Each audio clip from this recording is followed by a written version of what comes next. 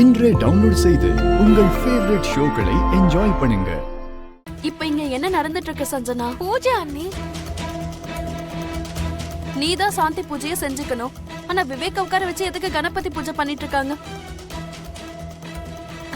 அப்படி செஞ்சா நல்லதுன்னு புரோகிதர் தான் சொன்னாரு.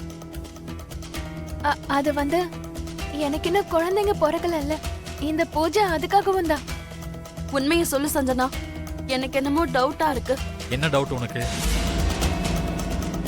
கல்யாணத்துக்கு முன்னாடி கூட மாப்பிள்ளைய உட்கார வச்சு இப்படிதான் கணபதி பூஜை செய்வாங்க. அதான் எனக்கு சந்தேகமா இருக்குங்க.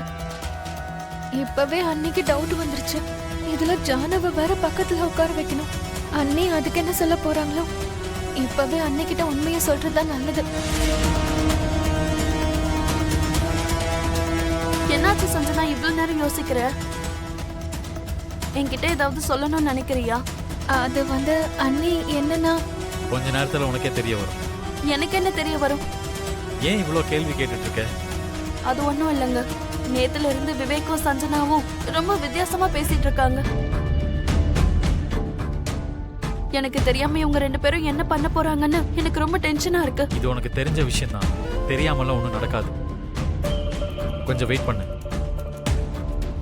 ஆமா அண்ணி, எங்களுக்கு உங்களுடைய ஒத்துழைப்பு வேணும். நீ என்னோட நாத்தனார் சஞ்சனா. நீ கேட்டா நான் என்ன உதவி வேணாலும் செய்வேன். அந்த தைரியத்துலதான் விவேக் அண்ணனும் நானும் இதை ஆரம்பிச்சிருக்கோம் அண்ணி. ஆக்சுவலா இப்ப நான் பூஜையில ஏதாவது செய்யணுமா? நீ எதுவும் செய்ய வேண்டிய அவசியம் இல்லை. கடைசியில அச்சதையை போட்டு ஆசீர்வாதம் பண்ணா போதும். சஞ்சனாவுக்கு தானே. கடைசியில உங்களுக்கே தெரியும் அண்ணி.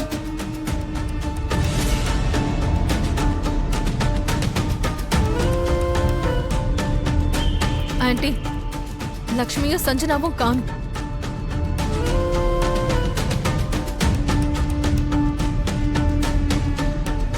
அண்ணா, அண்ணிய கொஞ்சம் நீங்க தான் பாத்துக்கணும்.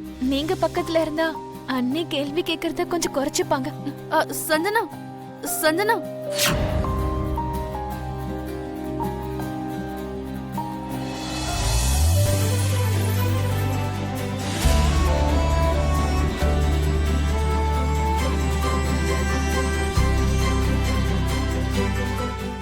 அங்க ஏதோ ஒண்ணு நடக்குது மனிஷா. மித்ரா எதுக்கு லக்ஷ்மியோட கைய புடிச்சிருக்கான்? இங்க என்ன நடக்குதுன்னு ஒண்ணும் புரிய மாட்டேங்குது ஆண்டி. Something is wrong.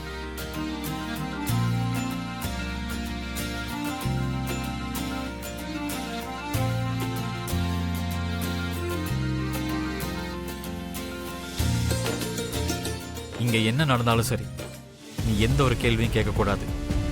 போலாமா?